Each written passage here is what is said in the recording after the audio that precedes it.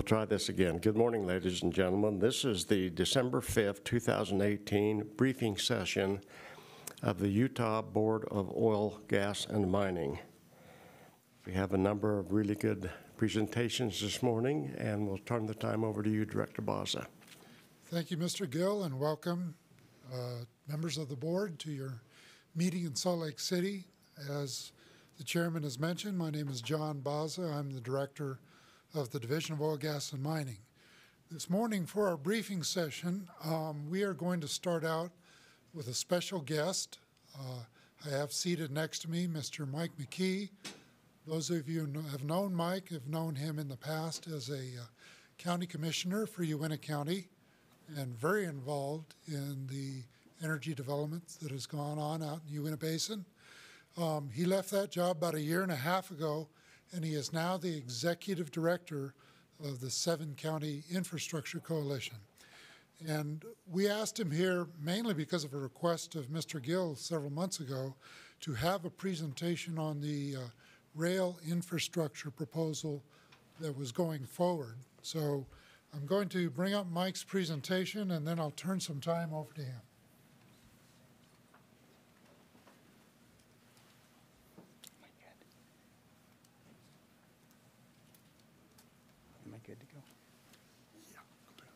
Good morning. Thank you. Appreciate the opportunity being able to be here this morning and to be in front of your board this morning. Thank you for this invitation.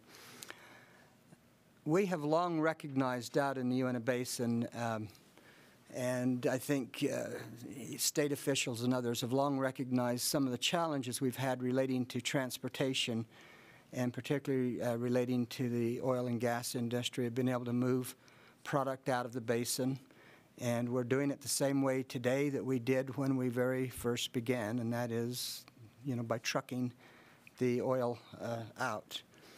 A little bit about myself. I became a county commissioner in 2003, and in 2003, and for a lot of the early time while I was a county commissioner, there was about 16,000 to 20,000 barrels a day of oil that, let's see.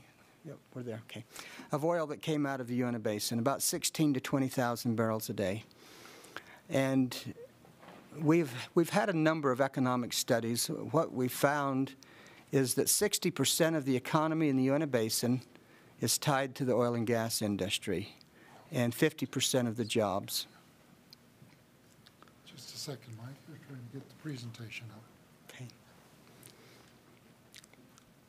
While he's bringing that up, I'll just kind of talk about that. So the oil and gas industry is a very important component of what happens out in the Uintah Basin. If you take away 60% of the economy, you don't have an economy that's left.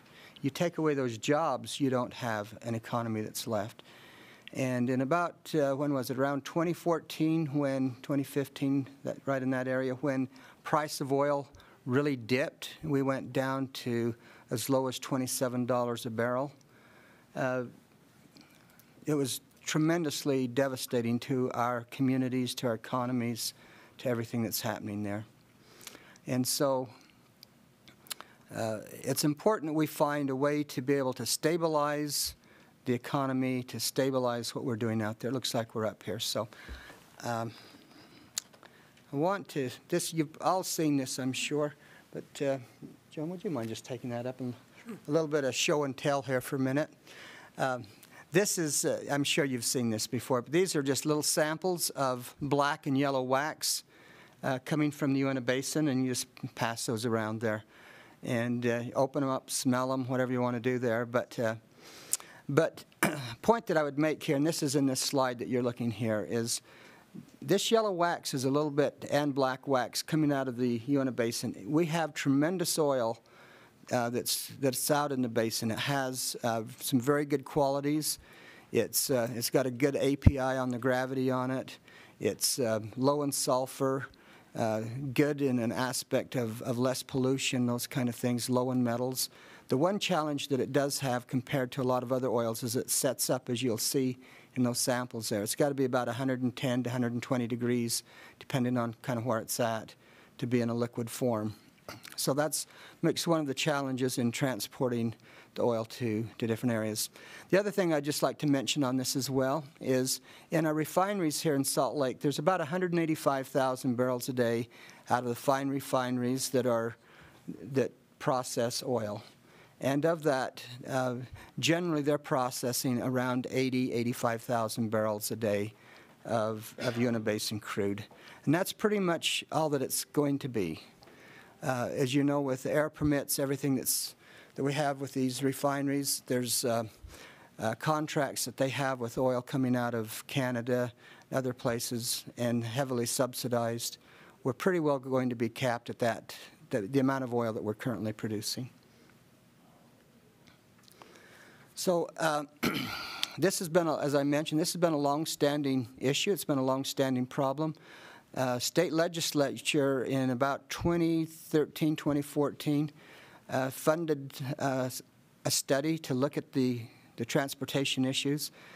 They looked at rail. They analyzed 26 different routes of getting product out of the Uinta Basin, and that map just represents those 26 different routes. A couple things that came from that study is what they looked at is the constraints based on transportation. If we do not address the transportation constraints, what is the lost revenue to the state of Utah if we do not address the transportation constraints? And from that study, they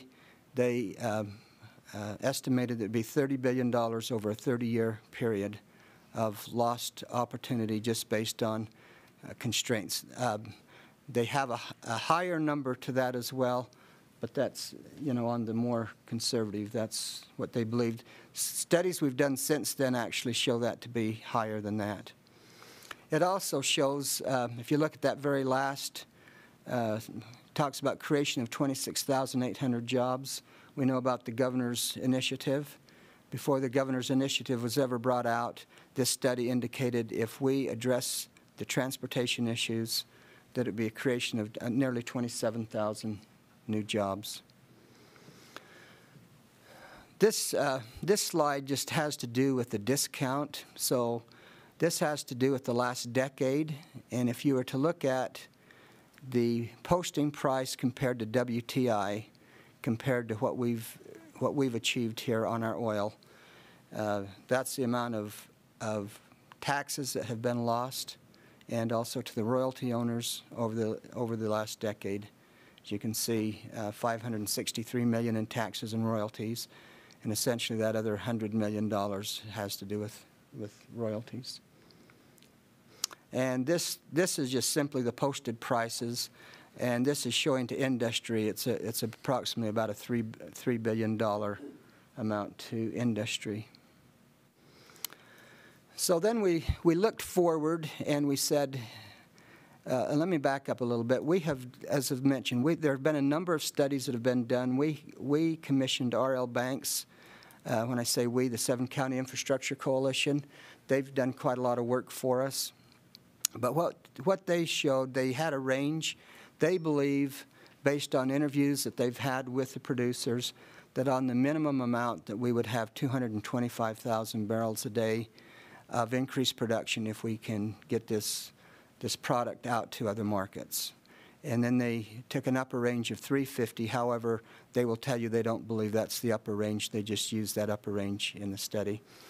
But at that lower number of 225,000 barrels a day, they're showing $3.2 billion in lost taxes to the state of Utah and the different entities over the next decade, if we do not do anything. Or another way of stating that, we'd have $3.2 billion of additional revenue coming into government coffers if we address the issue. And then you can look at this. This is also based on that 225,000 barrels, but depending on the level of production is how much additional revenue would be the total value of that. So if you look at that 250,000 barrels, it's a little over $20 billion of revenue coming in based on various projections from various studies. And then the question is asked by many, this This slide is just a little bit dated, so I apologize for that. But this is from EIA, which is the government forecasting entity. This was a 2017. If you look at that top line, that's showing petroleum products worldwide, what's anticipated to happen. But as you see, that has a continued sharp curve that continues to move up. And you can see that with each of the different entities. But that top line is the one that I wanted to look at more than any. Again, this was 2017. This was WTI prices, but showing over the 7-year period, 86% increase was their projection. Then some of that has already been achieved, as you can look at that graph. But some nice projections moving forward. Then we talk about how much oil in place do we have out in the Uinta Basin? What does that look like? And this slide is courtesy of Crescent Point. But what they're demonstrating here, if you look at Midland and Uinta and these other plays, what they're trying to show here is they believe that the Uinta play competes with any place in the United States. And so if you look at per section, the amount of oil per section available is tremendously strong. And then if you look at, what is anticipated in the oil in place, they're estimating 55 billion barrels. I remember a study that I looked at some years ago in Saudi Arabia. They estimate that they have 200 billion barrels of oil in Saudi Arabia. You compare 55 billion barrels in the Uinta Basin, and that's in your conventional oil there. That is strictly in the conventional. So, okay, I've got several sound bites. This was from a conference, a hydrocarbon conference. And Ruland's going to recognize some of this a little bit when we get a little, but I've just taken a few little snippets. If it's all right, if you indulge for a couple minutes on here. But I think these are various industry leaders with Crescent Point and Axia and other leaders. Whoops, we lost the sound. The sound?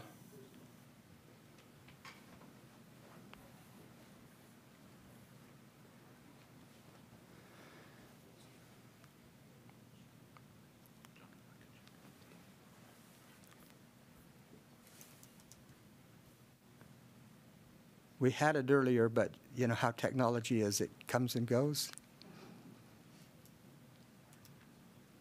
Thank you for all your help on this, by the way. This year we plan to put around $300 million to work in the basin. This is Crescent Point. That's around 20% of the corporate budget. Oil in place available in the basin is really large, between 40 and 60 million barrels of oil in place per section. Calculated across the entire basin, we believe there are 55 billion barrels of oil in place. Year over year, horizontal productivity is increasing. This is a cumulative oil versus time graph. On this graph, you see individual wells that are color-coded by the year they were drilled. The older 2011 and 2012 wells were the worst performers. Then with each subsequent year, well performance has increased. Companies are learning the best zones to target, how to optimize the completion, and how to produce those wells most efficiently. And I would expect that, even this year's wells will continue to be better. Just as Adam was saying, as an industry, we're getting smarter with completions and productivity. Lastly, additional oil marketing outlets, either in basin or out of the basin, are a goal for the coming years. Without an increase in refining capacity in Salt Lake, producers will be looking to rail or other upgrader systems to take that additional oil volume that should be coming in the coming years. Okay. This is Adam Sayers from Axia. Here's what's interesting. You look at 200 horizontal wells have been drilled in this basin to date. Just to put this in perspective, the Permian Basin currently has 400 horizontal oil rigs running. Between us and the Permian, for instance, is, I think, size. Where the Permian Basin is generally 14 to 15 counties. It's huge. Here, smaller, but the amount of oil per section, I think, competes with any other play in the country. We look at the Uteland Butte itself, and we see anywhere from 30 to 60 million barrels per section in place. So that's what we're going after. And a good rule of thumb, what we're trying to target is anywhere from 10 to 20% of that of that oil is recoverable. And so the amount of resource in place by section here competes with any other play in the U.S. This is Adam again. When you look at the maps, you look at what Crescent's proven up, Newfield, where we've drilled up north, there are tens of thousands of horizontal wells that need to be drilled and will be drilled. If it's at a 90,000 barrel a day max, it would take hundreds of years, and so it's of no economic impact to any of us here. And so what's really important is that the state and the industry really look at ways to expand that. And there's no question in my mind in the next 4 or 5 years, you saw the results from Matt's slide. I don't know, there's probably 18 horizontal wells on there, not one under 1,000 barrels a day. And so we're talking about the impact that 5 horizontal rigs are having on this basin today. And so could that go to 10 or 15? Easily. We've got so much inventory here with the stack pay potential. And so when you look at that, in the next 3, 4, 5 years, without a refining capacity limitation, this basin could be 200, 300,000 barrels a day in my mind, without question. This next person's very famous. A final comment by me as a regulator and a former oil and gas guy. It's for us, it looks like the game is state versus state for capital allocation. And the key is to have an environment, both in transportation, regulation, predictability, that can lend itself to your companies giving an allocation to Utah. A few years ago, we were getting peanuts, and now we're getting, what percentage are we getting of your capital allocation, each of you? It's going to be somewhere between 10 and 15% with Newfield. We're all in. We're 100% ruling. What else do you want? I love it when you talk dirty. And about 20% for us. And all of that could go up with the doing away with the Uinta Basin differential and the increase in transportation to alternative markets. Definitely. It impacts well economics very significantly. Let me just mention, I just did a few snippets, so I didn't really capture everything that was said there, but essentially each one of these entities said one of the challenges is being able to get the product to market, the needing to be able to, if they're going to increase to be able to do beyond what they're doing, we've got to be able to get to these outside markets. And as Rulon pointed out, this aspect of capital and the competition for capital, and it is the very important item here is how do we compete with these other areas. And that's why we want to talk about this rail just a little bit further. So we've had, this says 2 studies. These are 2 economic studies, but there's been around 8 different studies of different routes, different alternatives. HDR did a study not a couple of years ago, and they showed that if we went to, they looked at Craig, but they found during a 20-year period that rail would be feasible beginning year 1. We had a more comprehensive study we did with R.L. Banks, came in very favorable as well. And this green line is just for demonstration purposes. This is the rail network, but the idea behind this is simply we're looking at various alternatives to be able to get rail to market. There's 3 or 4 different alternatives we're looking at right now. I might just mention where we're at then is we were before the Community Impact Board, appreciated Rulon coming down. Rulon spoke in favor of that, gave some very good information. Senator Van Tassel was there. We received $6.5 million to be able to get started on this rail studies, to be able to get our EIS is everything that we need to do to be able to move forward. It's our goal to have regulatory approval done within a 3-year period and to be able to have the the EISs and everything that we need to have done within 2 years from now during current administration. And we have already hired contractors to begin on this, and so we're moving on, and so that's kind of in a nutshell, just kind of the overall plan of what we're endeavoring to do to get rail out there. Thank you very much. Questions from the board on that at all? Mr. Hanson. Thank you, Mr. McKee. Thank you, Mr. McKee, for the very informative presentation. I've got a few questions. Are you getting any support out of the state of Colorado on this rail line?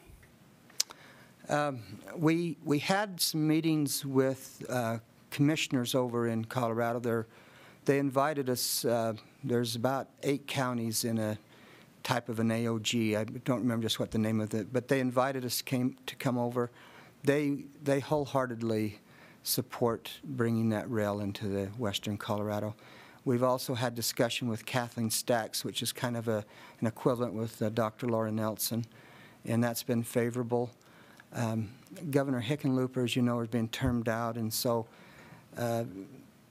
the thought process they felt like was just let's kind of hold on and see, you know, what happens at the time with the governor's race. So, but the other thing I might mention is we are even though that showed going into Colorado, we are looking also very strongly at an all-Utah route as well. That's looking promising. But that's some of the things that we believe within the next 60 days we'll have some really good information on that as to how that looks. Is that the route that goes down to Price? The route that's looking fairly strong to them actually is Westwater, which is kind of down Route Cisco. It's an eastern Utah route, going down UNN and then on down. And my last question is, what's about the break-even point on the price per barrel to rail it out of the basin? It appears that's about 80 to 90,000 barrels. I'm sorry, the price of The price of oil? yeah. We believe that's around $50. It might be slightly under that, but it's right in that ballpark. And I think we've seen that has been demonstrated even with the activity with the companies as they drill. They're liking to have at least $50 a barrel. We do believe, though, with the rates that we looked at, the rail rates came in much better than even what we believe that they would. We believe that as rail is built, it will competitively help prices. That's a Union Pacific price? You know, one of the things that we are looking at is if we went to Craig, Colorado, we only have one Class 1 carrier there, which is Union Pacific. If we go to Rifle, if we go to Mac, if we go to Westwater, we then have competitive rates because we have BN. And part of the study that we did is RL Banks provided us some rates, and they do become more competitive if you have competitive service. Thank you. Other questions? Rich? From your presentation, it looks like the economic benefits are pretty clear. I assume during the EIS process, it will come out as well that the rail transport of product is going to be safer than road transport per barrel moved, and it's also environmentally more efficient in terms of emissions per kilometer moved, things of that sort. Is that correct? We believe all those things to be true, and we believe that obviously that will be all part of that EIS and environmental impact study, and that will be all part of this process that we need to go through during this couple-year period that gets us to regulatory approval. Thank you. Gordon? So what, if any, negatives have you heard back? Anyone pushing back on this? You know, I believe where we will have pushback is probably two items. There's a lot of jobs in bringing oil from the basin to Salt Lake, a lot of truck driving jobs. And I'm not sure that that's going to negatively impact that a lot, because we believe that these refineries in Salt Lake, as we had the interviews with the companies, they believe that these refineries is still going to be a sweet spot. And so we believe that that will continue. It's possible that we get rates well enough that, you know, that maybe some of this goes to rail a little bit. But the other side of this coin is today there's 80,000 barrels a day being transported. If that goes to, at minimum, 225 or 400,000 barrels a day, there's a lot more jobs. But a lot of this will be information that you know, people get with. I suspect, because I haven't seen any project any different, there will be environmental groups that would prefer that we leave oil in the ground. And so I suspect that there will be those that will encourage that not to happen. Also, if you double the amount of oil being transported, you got to get it to the rail. Exactly. Any way we do it, it's got to go to rail. If it leaves, it's got to end up at rail. Yeah, so it's going to have to be transported by truck. And the closer we get that to the source point, the less emissions, as mentioned, the safety, everything else. There's so many advantages of being able, and the cost competitive aspect of it as well. We believe this is a huge win for the state of Utah if we can make this happen. I think it's a big win for everybody. The other thing I might just mention in connection with this as well is we've had some very productive meetings with the tribe. We not in any way would ever speak for the tribe, but I will say this: we've had some very productive discussions, and we're very encouraged about some participation, and we'll see how that plays out as we move forward.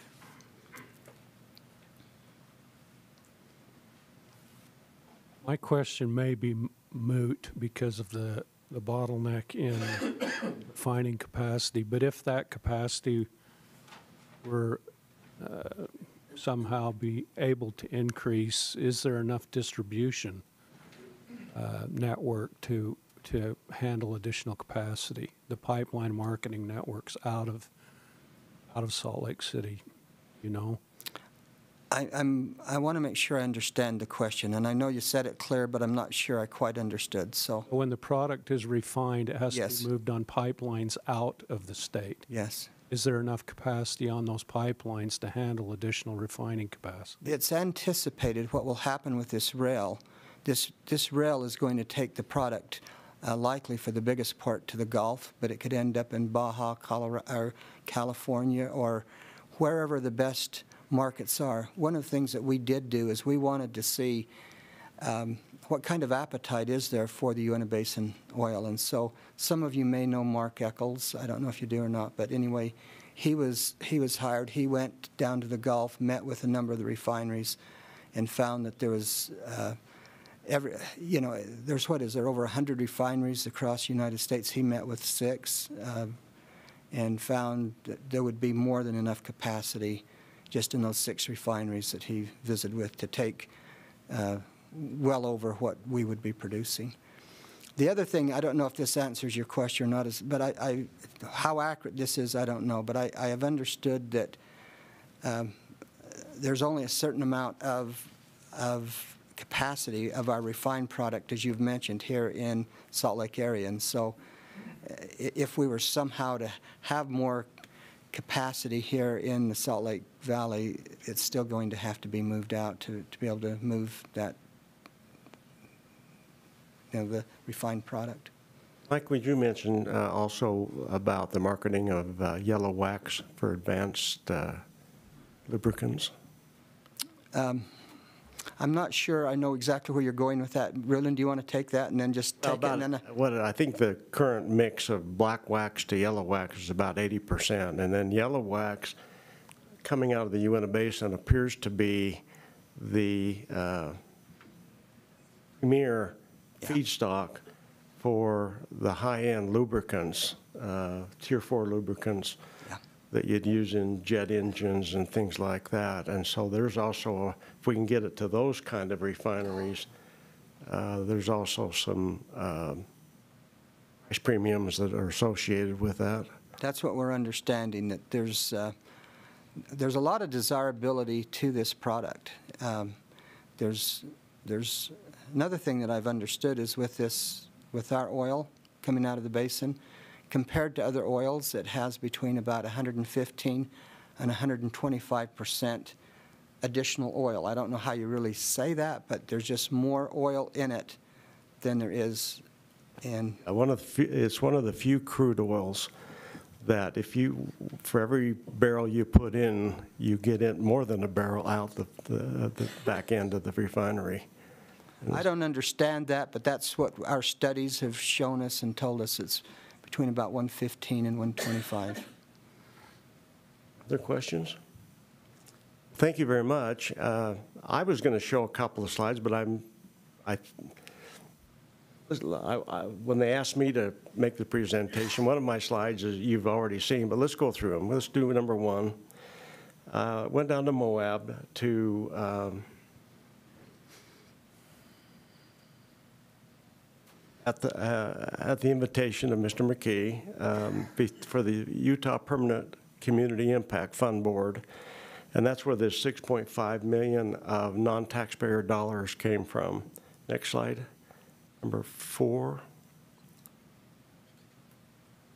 And about $600 million was spent last year, or this year, in drilling. We're currently about 200% over what the Utah refining capacity can handle.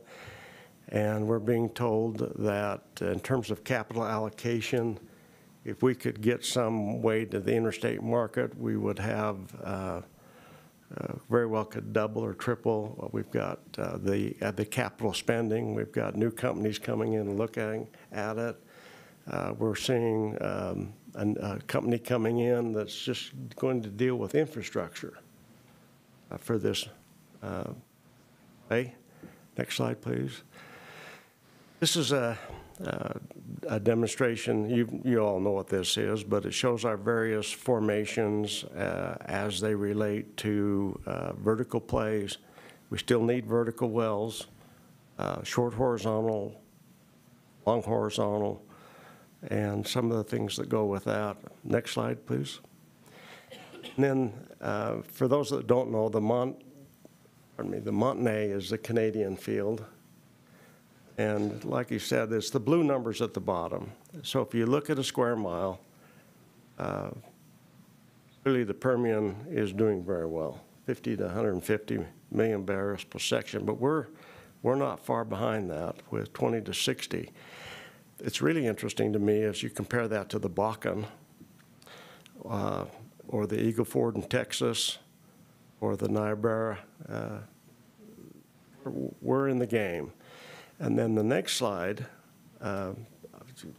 just again, let's just show some of the drilling that's being done. But this next slide, this is the one that I think is really key. And I'd like to reference the far right column.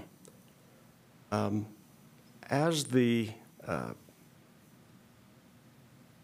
Wall Street is pressuring companies to pick a basin so that there's kind of compartmentalized, better for mergers, acquisitions, whatever, they're getting some pushback from the companies working in Utah because the numbers are so good.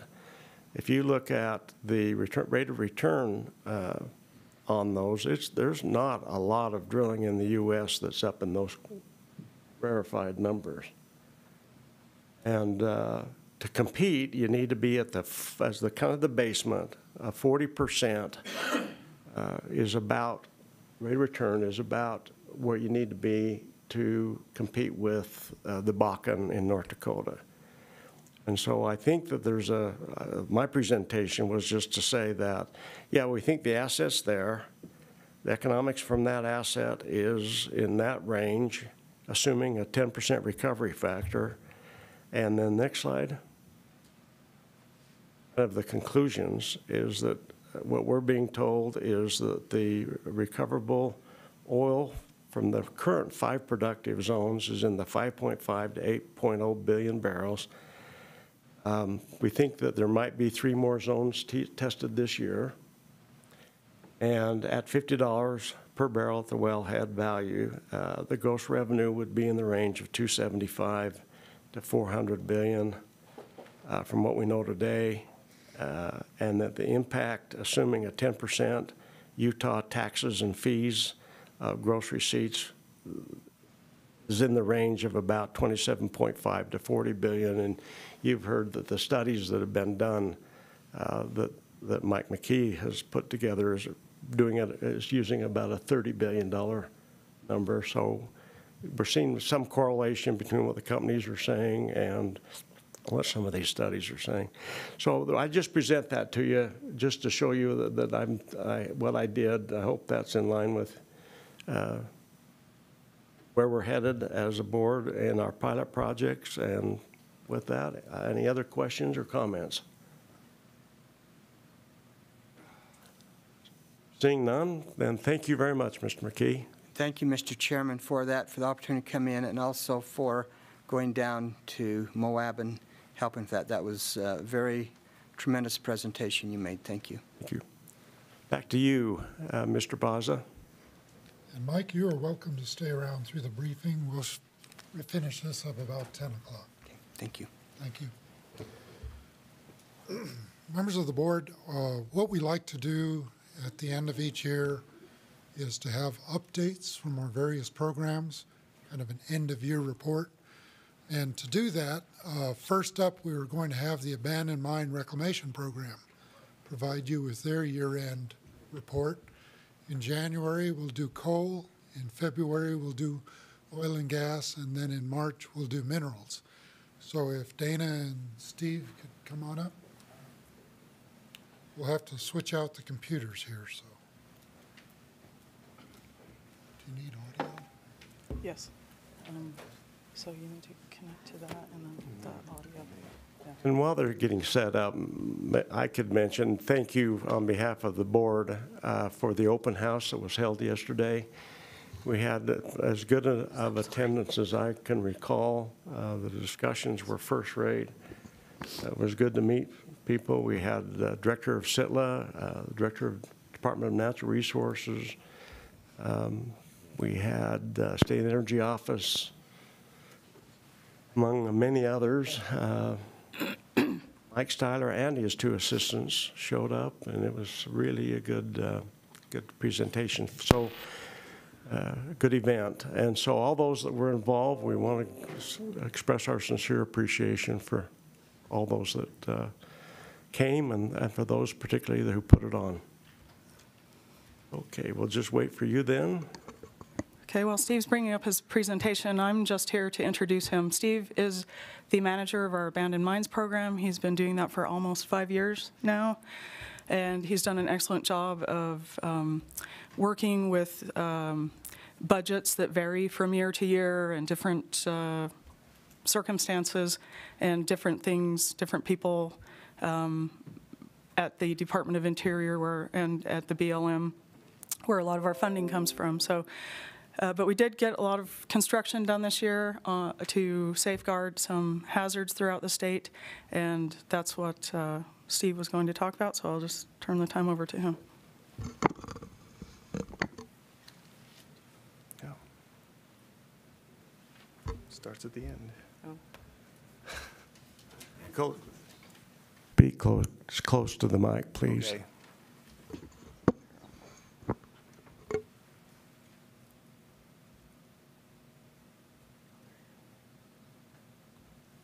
All right, thank you, Dana.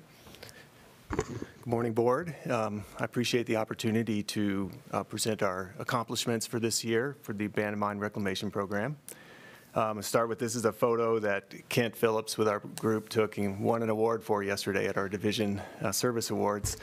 So he's starting to see the royalties roll in.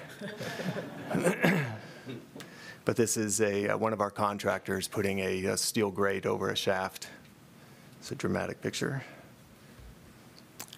I wanted to start with a little overview of our program for the benefit of those who aren't familiar with it, and just a reminder, everyone. We work under the Title IV, the Surface Mining Control and Reclamation Act, and that means that we are funded primarily through the SMACRA AML fund. But we also receive some funding. We have a 5-year grant with BLM, and we do projects for them. We coordinate with our OSM SMACRA projects, but we also have priority projects that BLM prioritize that field offices want to work on. And recently we signed a cooperative agreement with the Department of Energy for a 5-year grant to inventory defense-related uranium mines. They call them drum mines. So these are uranium mines that the Atomic Energy Commission subsidized or promoted production from during the years between 1947 and 1971, I believe.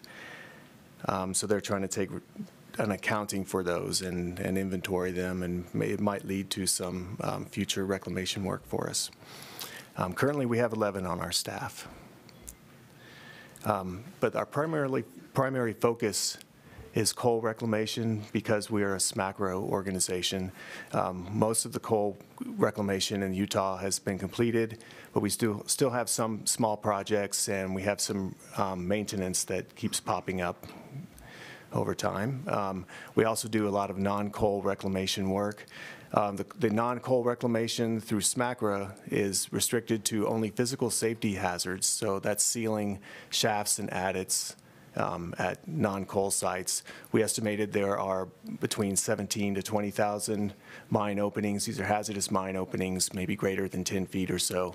It's not an account of mines, but it's the openings that might be across the landscape. So one mine might have many openings. And we've so far closed or safeguarded approximately 6,000 of those openings. And the project areas are prioritized based on populations and proximity to recreation and populations. Through our BLM funding, we can manage or mitigate physical safety and environmental hazards. So those projects are prioritized through BLM field offices, and recently we have developed a waste dump sampling and risk assessment procedure with the BLM, or more that they have developed this system, and we finally have put that together, and it's allowed us to move forward on some projects that we're waiting on this. Last time I presented to you, it was a bit of a holdup for us. So I'd like to get into some of our projects that we did this year. We completed 9 reclamation projects. It was a really busy summer for the most part, from spring till about now. We did 3 coal reclamation projects, and they're marked here with the dark stars. It was the Kenilworth Maintenance Project, Factory Butte, and Hiawatha Phase 1. And we did 6 non-coal reclamation projects: the Dutch Mountain Project, Diamond Gulch West, Prince of Wales Shaft, Poverty Flat, Chief 1 Subsidence, and the Browns Hole BLM project. So they're throughout the state. And these are projects that we may have been working on for years, and finally got to construction just this year on them. So we have many projects that are in various phases of development. So I'd like to highlight just a few of these projects. This is the Hiawatha Phase 1 Reclamation Project. It involved the closure of 18 abandoned mine portals at the Hiawatha mine in Carbon County, a little bit of Emery County too. The Hiawatha mine and the Black Hawk historic mines that were there. Next year we'll be doing a Phase 2 of this project to reclaim approximately 100,000 cubic yards of pre-coal refuse. Chris Rohrer is the project manager for this project, and there's some photos there of building of block walls in one of the mine portals and backfilling in front of it. And here is the completed reclamation of that portal or closure. And there are a couple of other portals The one on the top has a block wall in it, and the bottom one is kind of interesting. It's a bat gate, a bat compatible gate with a lock, because the landowners wanted to be able to access it. But this is actually not a production mine portal, but it was a stable that was built into the coal seam for their horses. The Kenilworth Maintenance Project, this was the third maintenance project we actually have done on this, at this site.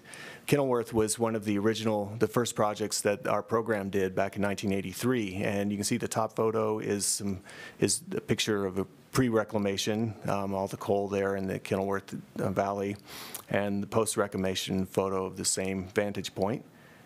You can see they did a pretty good job burying the coal and covering it, getting vegetation established.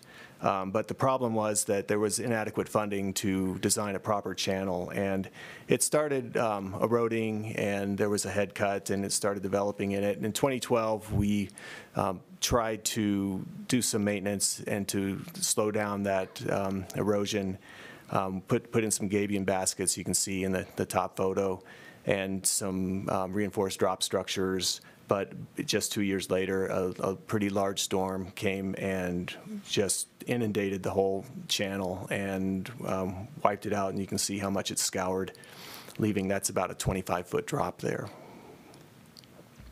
So we decided that we needed to initiate a more robust design, and we hired our consultants to design a 100-year, 24-hour storm event. It was a little greater than that even, and Mark Wright was the original project manager with that in our program, but he has left. Kent Phillips followed it up, and he was the one that brought this to construction. We have a video that Tommy Thompson has put together using his drones, and it's not completed, but I thought I'd show it to you anyway, and it's good to see some of the great work that we're doing here from this vantage point.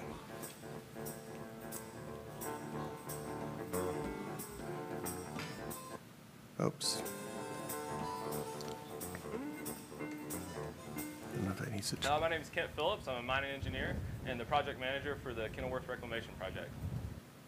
If you look at the surrounding topography at the site, you can really see that it's the catchment area is just a giant catcher's mitt for rainwater. So when you have these storm events, what happens is you have these extremely high volumes of water that come down through the canyons.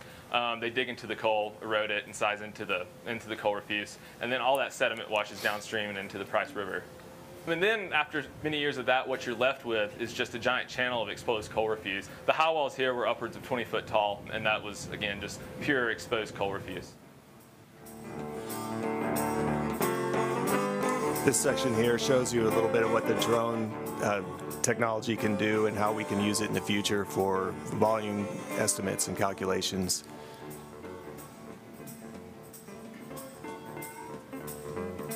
But you can get a real sense of the topography for sure.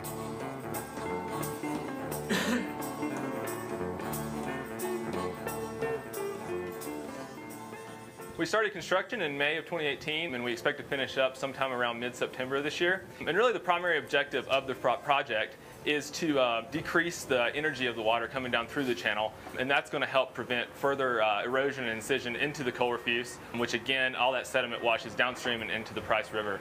And we plan to do this by first regrading the entire channel, so nice gentle slope, it's very consistent. And then what we're going to do is we're going to take around 25,000 tons of riprap and place it all along the channel in a series of check structures. And that essentially acts like little dams that help break up the energy in the water and slow it down.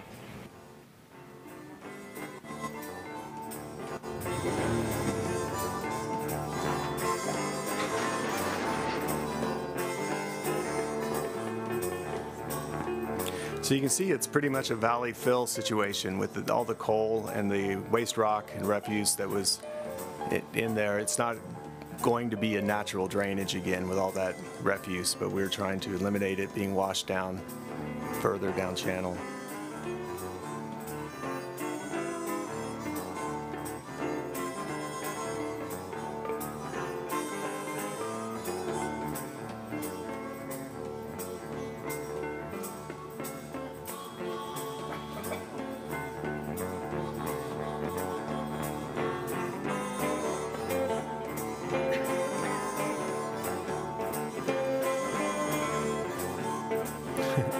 He's just compacting the slopes there, so, or having fun on his lunch break.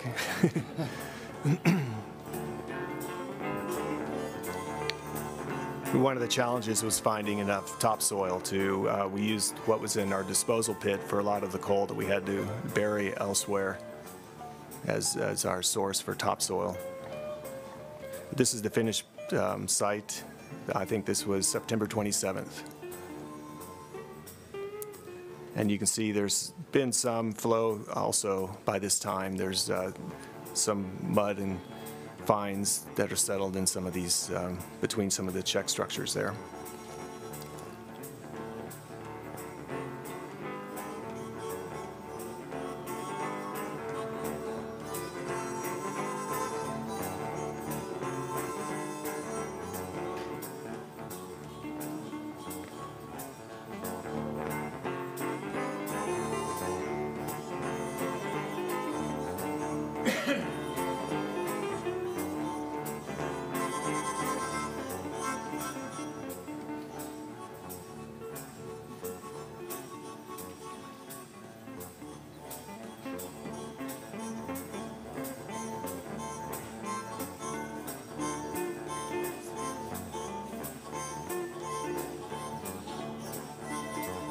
So I believe that's it.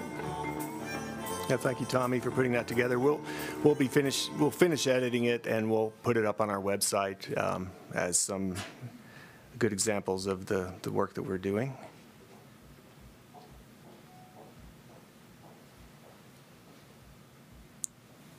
I can move on to some non-coal reclamation projects we did this year. We did the Prince of Wales shaft maintenance. So this was a 3 shafts that are located on a ridge between Silver Fork and Grizzly Gulch in the Wasatch Mountains.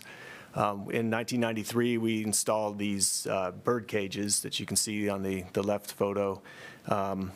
But they're in disrepair. They weren't. There were some holes in them, and they were falling apart. So they kind of lasted their life, and so we wanted to replace those. This is a pretty popular hiking destination in the Wasatch. So you can see we're just putting some better, more robust, I guess, again, steel grates over the holes. And we used helicopter support to get materials in and out of there. They also did a lot by hand as well. And there's the final site. That's the main shaft. There's 2 others as well. The Chief No. 1 subsidence was a kind of an interesting project. This is Eureka, Utah. North is to the top, and you can see that big hole in the middle is a subsidence hole over the Chief No. 1 shaft. And the gray rock is limestone that was put in place as a cap rock during the Eureka Mill Superfund project. So they actually use that yard for the waste rock where the hole is. That was the EPA's staging yard for the project, the Superfund project. So because it was a Superfund project and it involves waste material and capping and all that, we had to work with the landowner, Eureka City, the Division of Environmental Response Remediation, and the EPA to get this project through. Ken Phillips was the project manager. Here's a photo of the work as we're starting to fill the hole. We raised the floor a little bit, and then on the right you can see we put in a reinforced concrete plug on the bottom. It was too dangerous to go in the hole, so they had to do all this work from the top, from outside. I think it was about 12,000 yards of fill on top of that. And there it is, close to completed there. So at the end, we put the geomembrane back over the waste material and the limestone cap rock. But we were fortunate in that project that there was a source for the fill material. Otherwise, we wouldn't have been able to do it. There was a repository for waste material that was just about a quarter mile away or less. So it was accessible. Otherwise, I don't think you could have done anything about that hole besides put a fence around it. It wouldn't have been cost effective. The Browns Hole uranium mine closure project was in San Juan County near LaSalle Junction, and it was the closure of 48 abandoned uranium mines on BLM land. Susan White was the project manager for that. This is one that we've been working on a long time. You can see Tony Gallegos doing inventory back in 2005. This project was held up by the site characterization that BLM had developed, so we were finally able to proceed with this project. But we had some interesting closures. This is a bat grate on the right for this closure. It's a grate that allows bats to fly in and out still. And we had a couple of openings that discharged water. So this is a wall with some drains. It also has a bat window to accommodate bats to fly in and out still. And then on the bottom right is our standard backfill kind of closure.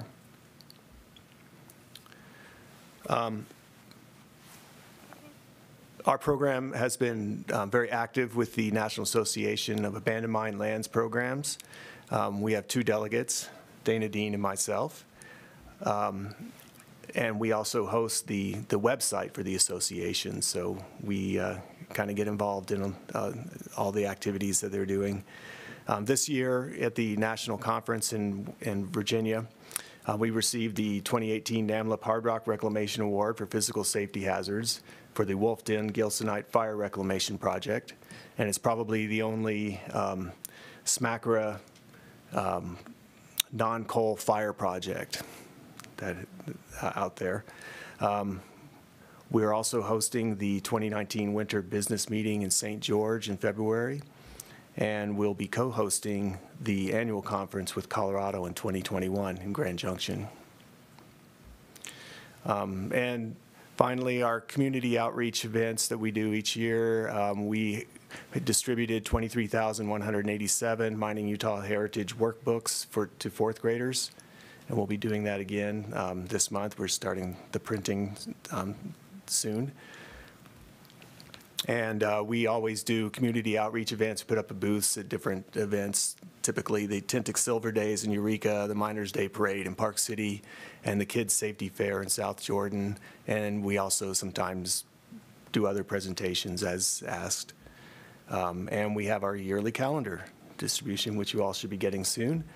This is a shot, the final shot of, this is the cover of our new calendar.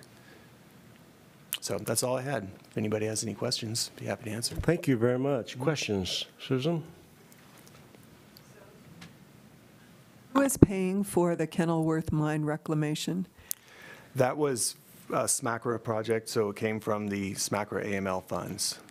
So it's part of our grant that we get that the OSM distributes. Those are federal. Thank you. dollars. Yes. Excuse me, federal dollars? Yes, we are, I was going to mention, I guess I left that out, but we are between our SMACRA funding, the BLM funding, and the DOE funding, we're fully federally funded. Thank you. I just want to clarify that the SMACRA fund comes from a tax on coal, so Chris Hansen's company is helping to pay for that. I hope our brothers and sisters in the Hard Rock community appreciate the money we give you to clean up your messes. Thanks, Chris. We do. Yeah. Yeah, so there is a tax on coal, and then Utah receives a share based on how much was paid into from Utah companies. Yeah, so it's Utah money coming back to Utah. So one of the benefits of the work is that it does go back to the state and employ workers to help reclaim these areas. Rich?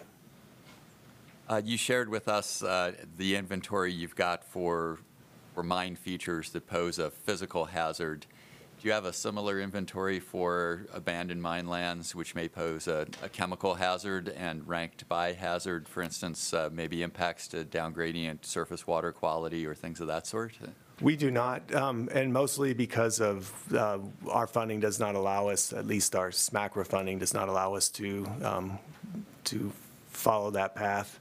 Some of the BLM funding we would be able to. The DEQ has been looking at it, and there is a need for some sort of funding to do that kind of work, but there really isn't, except for maybe Superfund and some Clean Water Act funding.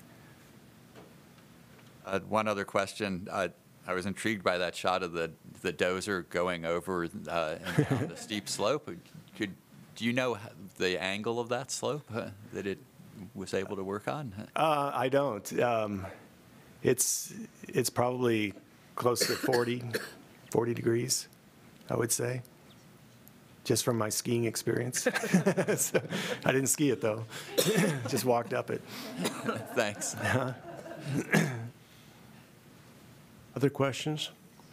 Seeing none, thank you very much. Okay, That was very thank you. informative. We appreciate it. Steve and You're David. welcome. For those in the audience, we normally end our briefing session at this time, but we're going to continue on just because we have a number of important issues, and we ask you to bear with us. Mr. Chairman, members of the board, this should only take another 5 minutes or so. The next item on your list for briefing is the proposed board hearing schedule for 2019. We distributed that to you a couple of months ago, and we're just saying at this point, with your consent, we'd like to go ahead and publish that as the hearing schedule for next year. Remind me of the January date. The January date will be on the 5th Wednesday, which I believe is the 30th. Thank you. Yeah, any comments, suggestions, changes? Seeing none, then a motion would be in order to approve the 2019 hearing schedule. Seconded. All in favor, say aye. Aye. So be it. Thank you very Okay. much. We'll get that out. Under other items, I would point out to you that this is the time of year we normally start thinking about environmental excellence awards. And we decided last year that we would try to avoid the holidays and allow companies a little extra time to take a look at their worthy projects and to make nominations for those awards. So we will be sending out those solicitation for nominations in January, and we'll give the companies through the end of February to be able to make nominations, and then we'll be on schedule for the board to review those, to ask for presentations to be made, and we'll probably make those awards in the month of May, as we did last year. And you've also been doing some traveling. Do you want to comment on any of those, or just remind the board of the purposes and the... Yes, and I greatly apologize for not attending the board's open house last night, but I was on my way back by plane from Washington, D.C., where I attended the first meeting that I was able to attend of the National Petroleum Council. I recently became a new member of that council. It was a fascinating meeting. There were 3 technical reports that were discussed. One is on the a redo of the Arctic assessment of I think 2015 is when that was done. So they're going to be publishing that report during the coming year. They're also doing a report on infrastructure, and for the life of me, I've slipped my mind what the third one was. We had 2 significant speakers come to the meeting yesterday. One was Secretary Zinke of the Department of Interior and Secretary Perry of the Department of Energy. The National Petroleum Council is a function of the Department of Energy, where they actually use this council to study various issues and to provide recommendations to the Department of Energy on key issues like the Arctic assessment. So we will be involved in that. I'm sure that at some point I'll be on some key subcommittees as we address future reports coming out of the NPC, but it was my first meeting. I didn't feel I could miss it, but it did involve me in travel back yesterday.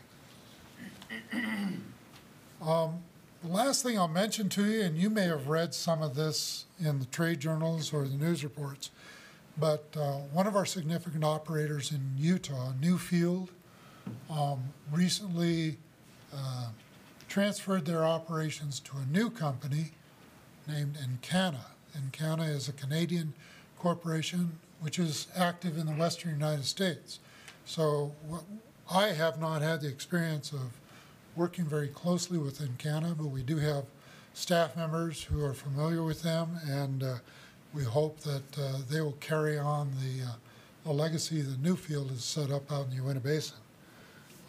The other change in operation that I'll mention is Resolute, down in the Four Corners area of Utah, recently transferred their operation. I think it's a company called Cimarron, maybe? No. Who? Elk. Okay. So those are two significant changes in operations in Utah, and obviously we'll continue to work with these operators as they come forward and try to keep responsible development happening in the state. Mr. Chairman, members of the board, that's as much as I had to brief you on this morning. I'm happy to take up any other issues with you or allow you time for some public comment. Hanson?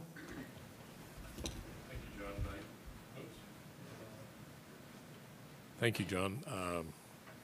I realize this is the holiday season, so I hope I'm forgiven for this, but recently one of your staff completed a marathon in Washington, D.C., and which is quite an accomplishment considering she did a faceplant a few weeks before the marathon. Dana, congratulations on completing that marathon. Very good. Please forgive me. Thank you very much, Mr. Baza, and to you and your staff from our board, we wish you and yours all the very best for this holiday season, and to those of you in the audience, we express the same thing. This is now the time for public comment. If anyone has an issue they'd like to discuss with our board that's within our jurisdiction or might be of interest to us, please let us know by raising your hand or standing up. Seeing none, then we're going to take about a 10-minute break, and we'll be back. The first agenda item is on rulemaking, and look forward to seeing more of you today. With that, we'll take a break.